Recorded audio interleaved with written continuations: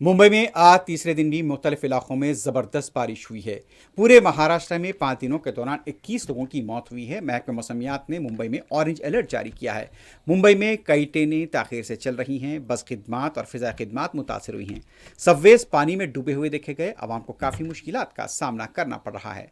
आज भी सुबह आवाम को मुश्किलात पेश आईं। जुमेरात से बारिश में कमी का यहां पर इम्कान ज़ाहिर किया गया है।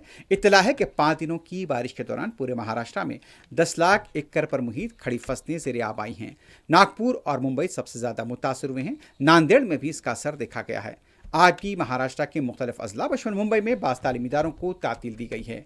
मुख्तलिफ एयरलाइंस ने मुसाफिरीन के लिए एडवाइजरी जारी की है कि एयरपोर्ट जल्द पहुंचें और एयरलाइन के साथ राब्ते में रहें।